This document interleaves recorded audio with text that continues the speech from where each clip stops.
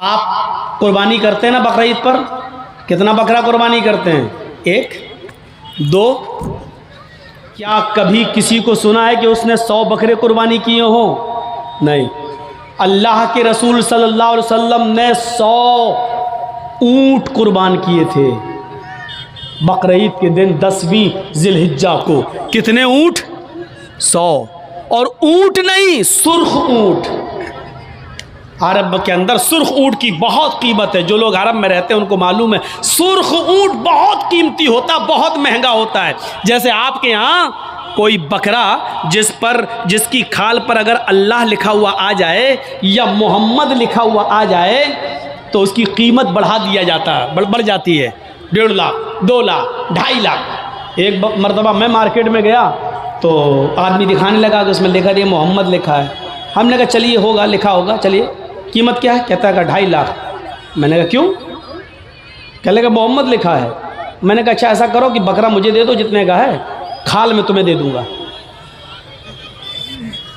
ہے میں کیا کروں گا؟ تو میں نے کہا میں کیا کروں گا؟ کیا اس کھال کو ہم اپنے گھر رکھ سکتے ہیں؟ اس پر بھی غریب کا حق ہے۔ کیا بکرے کو ذبح کرنے کے بعد یہ کھال ہماری 2 لاکھ میں بکے گی، 1.5 لاکھ میں بکے گی؟ کہتا وہ میں نہیں جانتا ہوں، محمد لکھا ہے 2.5 لاکھ کا بکرا ہے۔ میں نے کہا میں کہہ تو رہا ہوں کہ کھال تو بیچ دینا جتنے کی بکے، بکرا 10,000 میں ہمیں دے دے، 12,000 میں ہمیں دے دے۔ کہنے لگا جائیے مولانا صاحب آپ ہمارا ریٹ کیوں کر رہے ہو؟ لوگوں نے ایک فضول کی بحث بڑھا دی، اس پہ اللہ لکھا ہے تو اس کی قیمت بڑھ گئی، محمد لکھا ہے تو اس کی قیمت، جس پر یہ چیزیں لکھی ہوئی ہوں اور کم کر دو اس کی قیمت۔ میرے بھائیوں کسی حدیث میں نہیں آیا ہے کہ جس بکرے پر اللہ لکھا ہو تو اس کو اتنے روپے میں خریدو، اور لکھا ہوتا نہیں ہے، وہ ہمیں اور آپ کو اس کا ایک نقش دکھائی دیتا ہے۔ بس یہ الف بال یہ لام پوری طریقے سے دیکھا جائے تو پورا لکھا ہوا بھی نہیں ہوگا، اس پر تشدید بنی ہوگی، پھر اس پہ کھڑا الف ہوگا، پھر آپ پوری طریقے سے اگر دیکھیں تو ملے گا بھی نہیں ایسا، لیکن محسوس ایسا کرائیں گے کہ دیکھیے یہ اللہ، حالانکہ دیکھا جائے تو یہ بھی اللہ ہی ہے۔ دیکھیے یہ بھی اللہ ہی ہے۔ الف، یہ الف ہو گیا نا، اور لام کیسا ہوتا ہے؟ یہ لام ہوا، پھر ایک اور لام ہوا، پھر یہ اس کے اوپر کا الف، اور یہ ہے۔ تو دیکھا جائے یہ کیا ہے؟ اللہ ہی ہے۔ اگر آپ اس پر روشنائی لگا دیں پورا، اور پھر اس کو آپ یہ داہنے ہاتھ کو اس طریقے سے دیوار پہ چھاپ دیں تو آپ دیکھیں گے عربی میں اللہ ہی لکھا ہوا نظر آئے گا، اللہ ہی لکھا ہوا نظر آئے گا۔ اب بتائیے جب اللہ لکھا ہوا نظر آئے گا تو ہم کیا مانیں؟ اب اس ہاتھ سے آدمی شراب بھی پی رہا ہے، اب اس ہاتھ سے آدمی جوا بھی کھیل رہا ہے، اس ہاتھ سے غلط چیزوں کو بھی پکڑ رہا ہے، تو ان چیزوں سے حیثیت نہیں بڑھ جاتی ہے؟ سادھوؤں کی طرح اللہ کے رسول کے پاس سب کچھ تھا، لیکن کوئی چیز آپ نے اپنے اوپر خرچ نہیں کی۔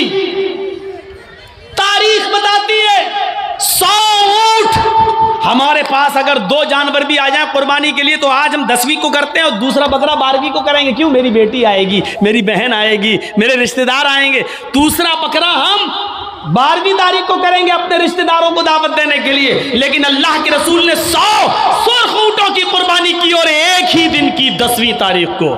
میں یہ نہیں کہہ رہا ہوں 11 کو نہیں کر سکتے ہو، 12 کو نہیں کر سکتے ہو، 13 کو نہیں، میں منع نہیں کر رہا ہوں، جائز ہے۔ کل ایام التشریق ذبح، ایام تشریق کے سارے دن قربانی کے دن ہے، میں منع نہیں کر رہا ہوں، لیکن اللہ کے رسول نے 11ویں اور 12ویں کو اور 13ویں کو قربانی نہیں کی۔ آپ نے 100 اونٹ بھی ذبح کیے تو 10 کو کیے ہیں 100، اور گوشت سارا کا سارا تقسیم کر دیا۔ آپ نے اپنے پاس کچھ نہیں رکھا۔ جرجیت صاحب شادی سے پہلے کس پہ سوتے تھے؟ دری پر، چٹائی پر۔ جرجیت صاحب کی شادی ہو گئی، جہیز میں ڈبل بیڈ مل گیا، مسہری مل گئی، بستر مل گیا۔ شادی کے بعد ہماری سونے کی سٹائل بدل گئی، چلنے کی سٹائل بدل گئی۔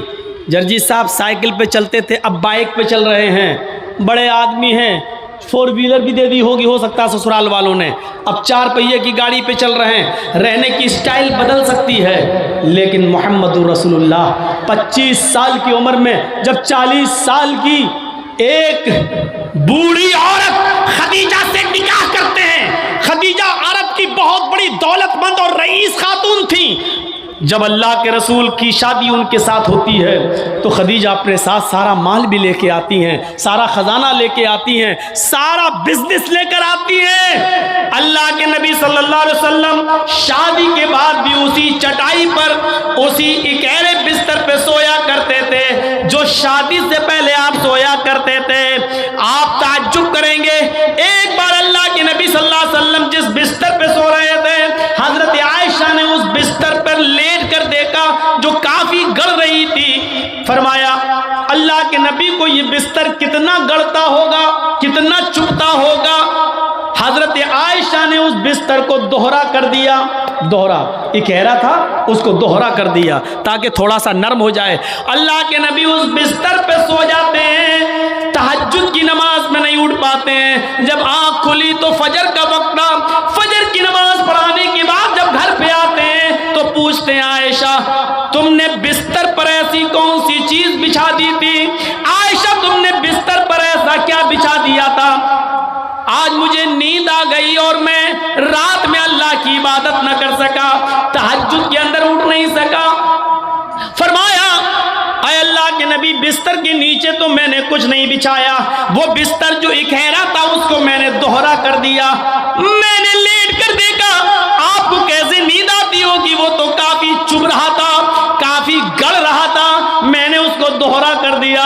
فرمایا عائشہ ایسا مت کرو، جیسا بستر پہلے بچھاتی تھی اسی طرح بچھاؤ، بستر کو اکہرا رہنے دو، میری پیٹھ پر گڑتا ہے تو گڑنے دو، میری پیٹھ پر چبھتا ہے تو چبھنے دو۔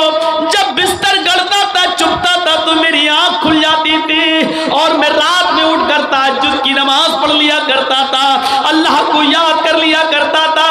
عائشہ آئندہ بستر اسی طرح بچھاؤ، میرے لیے آرام کا ایسا انتظام نہ کرو کہ بستر پر مجھے نیند آ جائے اور پھر میں اس رات میں اٹھ کر اللہ کو یاد نہ کر سکوں، اس رات اٹھ کر میں اللہ کو کا ذکر نہ کر سکوں، تہجد کی نماز نہ پڑھ سکوں۔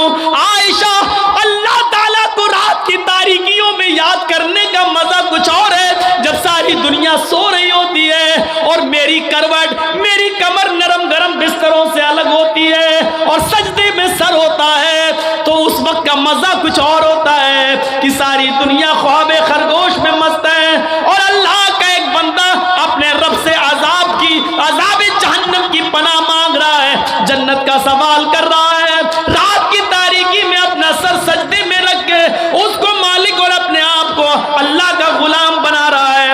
عائشہ تم نے بستر کو ایسے بچھا دیا کہ اس بستر پر مجھے اتنی نیند آ گئی کہ میں رات کو اٹھ نہیں سکا۔ عائشہ مجھے اتنا آرام نہ دو کہ میں رات میں اٹھ کر اللہ کو یاد نہ کر سکوں۔ رہنے سہنے میں شادی کے بعد بھی کوئی فرق نہیں آیا، یہاں تو شادی کے بعد بستر بدل جاتے ہیں، رہن سہن کی سٹائل بدل جاتی ہے، رہنے سہنے کا طریقہ بدل جاتا ہے، اس میں پروموشن ہو جاتا ہے، ترقی ہو جاتی ہے، لیکن محمد رسول اللہ کی زندگی پہ نظر ڈالو کہ اللہ کے نبی نے شادی سے پہلے جس بستر پہ لیٹتے تھے شادی کے بعد بھی اسی بستر پر، جبکہ خدیجہ کی دولت نبی کے قدموں پہ تھی، لیکن اللہ کے نبی نے خدیجہ کی دولت کو اپنے اوپر استعمال نہیں کیا۔ خدیجہ جو دولت لے کر آئی اس دولت کو بھی اللہ کے رسول نے دین کے کام میں غریبوں اور مسکینوں میں لٹا دیا۔ میرے بھائیوں ہمیں دیکھنا ہے کہ سادھو کون ہے۔ سادھو اس کو کہتے ہیں جس کے پاس سب کچھ ہو، دولت کی کمی نہ ہو، لیکن اس نے اپنے اوپر کوئی چیز خرچ نہ کی ہو، سب غریبوں اور مسکینوں میں لٹا دیا ہو۔ اس تعریف کا صحیح حقدار صرف جناب محمد رسول اللہ صلی اللہ علیہ وسلم ہے۔ آپ کے پاس کس چیز کی کمی تھی؟ لوگ کہتے بہت غریب تھے، یہ تھے، نہیں، اللہ کے رسول سے زیادہ کوئی امیر تھا؟ اللہ نے کہا تھا کہو تو اس پہاڑ کو ہم سونے کا بنا دیں، اور یہ احد پہاڑ جب سونے کا بن جائے تو جہاں آپ چلیں یہ پہاڑ بھی آپ کے ساتھ چلے۔ لیکن اللہ کے نبی نے اللہ تعالیٰ کے اس فرمان کو، اس گزارش، اللہ تعالیٰ کے اس حکم کو نافذ ہونے کے بعد منع کر دیا کہ نہیں نہیں، اے اللہ مجھے دنیا میں آرام نہیں، سونا نہیں چاہیے، چاندی نہیں چاہیے، بلکہ آپ نے فرمایا اللہم اجعلنی فی حیاتی مسکینا، اے اللہ دنیا میں مجھے جتنے دن زندہ رکھ، مسکین بنا کے زندہ رکھنا۔ اے اللہ جب مجھے موت آئے تو حالت مسکینی میں مجھے موت آئے، اور اے اللہ کل قیامت کے دن جب میں اٹھایا جاؤں تو فقیروں میں اور مسکینوں ہی میں اٹھایا جاؤں۔ یہ اللہ کے رسول کی دعا تھی، جبکہ اللہ تعالیٰ تو احد پہاڑ کو سونے کا بنانے کے لیے تیار تھا۔ نبی اکرم جہاں چلتے پہاڑ آپ کے ساتھ ساتھ چلتا، لیکن اللہ کے رسول نے پہاڑ کو سونے کا بنانے سے منع کر دیا اور کہا کہ مجھے دنیا کے عیش و آرام نہیں چاہیے۔ حضرت عبداللہ ابن عمر نے بستر پر لیٹ کر دیکھا تو کہا اللہ کے نبی یہ کیا ہے؟ جب اللہ کے نبی اس بستر پر سو کے اٹھے تو دیکھا کہ اس نشان پڑ گئے۔ آپ کسی کھردری چٹائی پر لیٹیے، ننگی پیٹھ، جب آپ اٹھیں گے تو چٹائی کے نشان آپ کی پیٹھ پر پڑ جائیں گے۔ اللہ کے نبی کی پیٹھ پر جب نشان پڑے تو حضرت عبداللہ ابن عمر نے جب یہ دیکھا تو چیخ پڑے، اے اللہ کے رسول آپ تو یہود و نصارہ تو نرم گرم بستر پر سوئیں، اور آپ جو ہیں ایسی چٹائی پر جس سے آپ کے نشان پڑ جائیں، نہیں نہیں، آج کے بعد آپ اس چٹائی پر نہیں سوئیں گے۔ آپ نے کہا پھر لَوِتَّخَذْنَا لَكَ وَطَانًا، آج ہم آپ کے لیے ایک نرم گرم بستر بنا دیں گے، نرم گرم گدے کا انتظام کر دیں گے، آپ اس کے اوپر سونا۔ اللہ کے نبی صلی اللہ علیہ وسلم نے فرمایا نہیں، اے عبداللہ میرے لیے نرم گرم بستر کا انتظام مت کرنا۔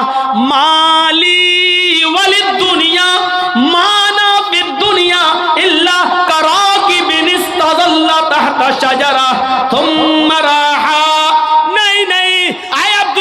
میرے لیے نرم گرم بستر نہیں، میں تو اس دنیا میں ایک مسافر کی طرح ہوں۔ جیسے مسافر تھک جاتا ہے تو ایک سایہ دار درخت کے نیچے آرام کرنے کے لیے بیٹھ جاتا ہے، تھوڑا پانی پیتا ہے، سستاتا ہے اور پھر اٹھ کے چل دیتا ہے۔ میں بھی اس دنیا میں ایک مسافر کی طرح ہوں، چند دن رہوں گا اور پھر یہ دنیا چھوڑ کے چلا جاؤں گا، پھر اس دنیا سے میں نکل جاؤں گا۔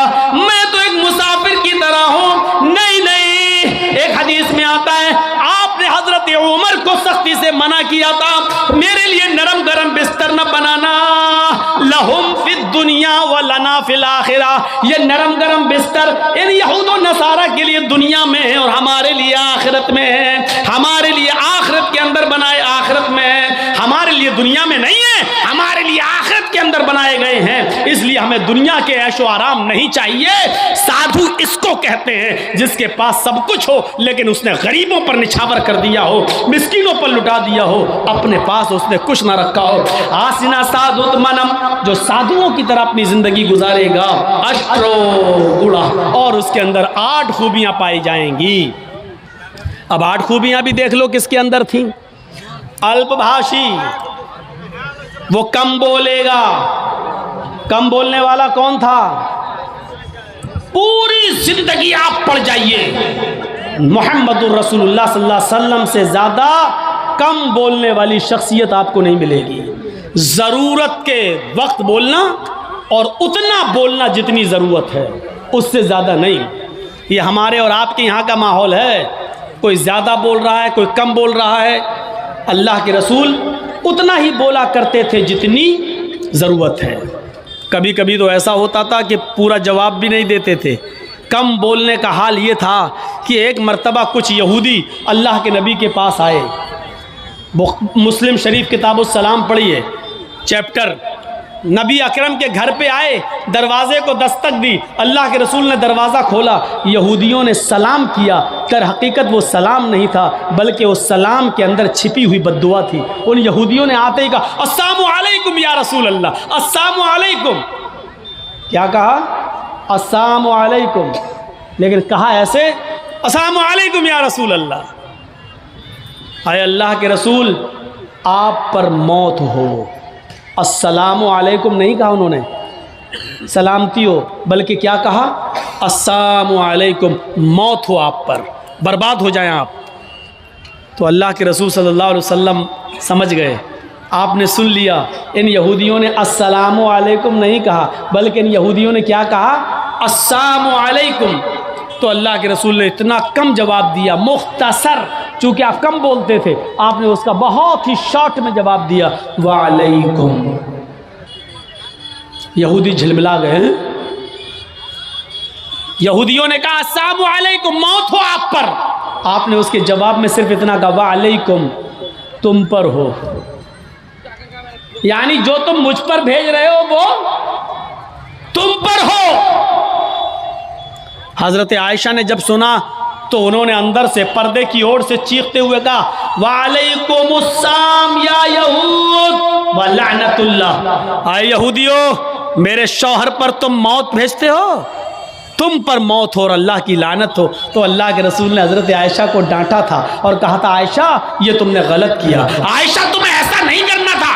حضرت عائشہ نے کہا اللہ کے رسول آپ نے سنا نہیں، آپ پر موت بھیج رہے ہیں وہ۔ اللہ کے نبی نے کہا عائشہ کیا تم نے سنا نہیں میں نے ان کو کیا جواب دیا؟ انہوں نے کہا السلام علیکم، میں نے کہہ دیا وعلیکم، جو انہوں نے مجھ پر بھیجا میں ان کو بھیج چکا ہوں، میں ان کو بول چکا ہوں، تم نے اپنی طرف سے زیادتی کی ہے، غلط کیا، جاؤ معافی مانگو تم۔ میرے پیارے ساتھیو تصور کریں آپ اللہ کے نبی کتنا کم بولتے تھے، کم بولنے کو اپنی عادت بنائیے، ضرورت کے تحت بولیے، کیونکہ زبان سے ہی اکثر گناہ ہوتے ہیں، زیادہ زبان استعمال کرو گے پھسلے گی۔ اس لیے حضرت ابو بکر صدیق کبھی کبھی کان میں مسواک لگاتے تھے، یہ مسواک، نماز کا ٹائم ہوا مسواک کیا پھر کان میں لگا لیا۔ اس مسواک کو ایک بار اپنے داہنے ہاتھ میں پکڑے اور زبان کھینچ رہے تھے ایسے، اور مسواک زبان پہ مار رہے تھے ایسے۔ حضرت عمر نے کہا یہ کیا کر رہے ہو؟ کہا اس زبان کو سزا دے رہا ہوں۔ کہا کس بات کی؟ یہی زیادہ بولتی ہے، اس کو اوقات میں رکھ رہا ہوں، اس کو بتا رہا ہوں دیکھ اگر زیادہ بولنے کا کام تو نے کیا تو تیری پٹائی لگے گی اس مسواک سے۔ ایسا میں اس لیے کر رہا ہوں تاکہ زبان ہماری کنٹرول میں رہے، کیونکہ اکثر لوگ جہنم میں زبان کی وجہ سے جاتے ہیں۔ یہی وجہ تھی کہ اللہ کے نبی صلی اللہ علیہ وسلم نے جنت میں جانے والے لوگوں کی جب ایک لسٹ تیار کی تو ان نوجوانوں کو نہیں بھولا، فرمایا آئے نوجوانوں تم مجھے دو چیزوں کی ضمانت دو، تم مجھے دو چیزوں کی ضمانت دو، میں تمہیں جنت کی ضمانت دیتا ہوں۔